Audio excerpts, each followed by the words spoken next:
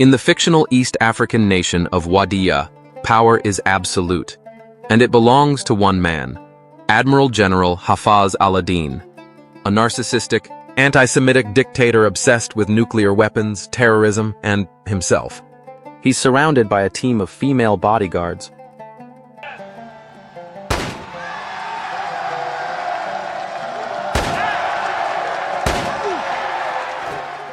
Has rewritten the Wadiyan dictionary so every word means Aladeen, and refuses to sell his country's oil, keeping a promise made to his father, Omar, the former dictator.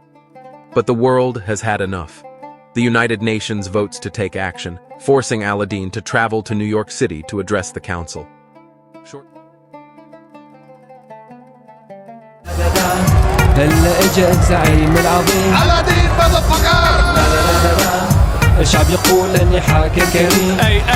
Shortly after arriving in NYC, Aladeen is kidnapped by a hitman named Clayton.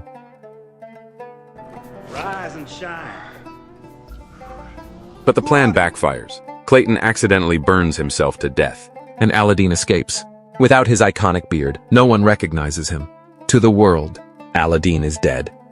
Now lost and beardless in New York, Aladeen adopts the fake name Allison Burgers.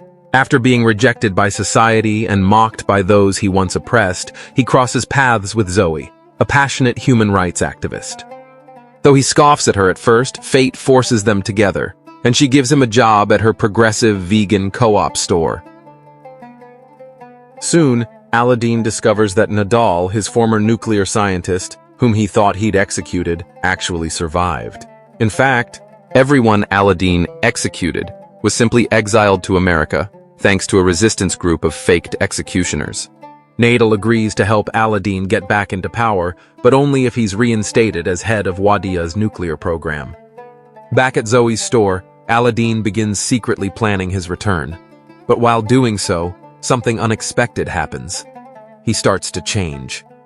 He improves Zoe's business, though in very dictator-like ways, organizing rigid schedules, intimidating inspectors, and forming a new personality cult, this time around her.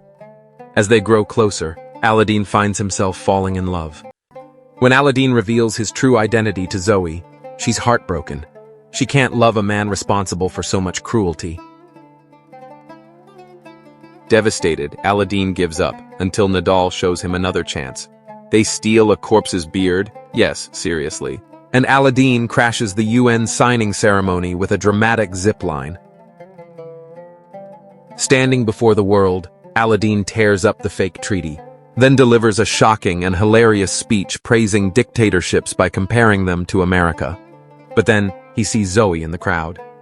In a moment of honesty and transformation, he declares his love for Zoe, vows to bring democracy to Wadiya, and promises to share the nation's oil in a way that benefits the people, not greedy foreign powers. Tamer tries to shoot him, but Fawad jumps in to save the day, taking a bullet to the head and surviving. Tamir is arrested, and the world watches in disbelief. The dictator just promised democracy. Wadiya holds its first democratic elections, and they're totally rigged in Aladeen's favor. He wins in a landslide. Surprise? Now he goes by Prime Minister Admiral-General Aladeen. He marries Zoe, who then drops a bombshell. She's Jewish.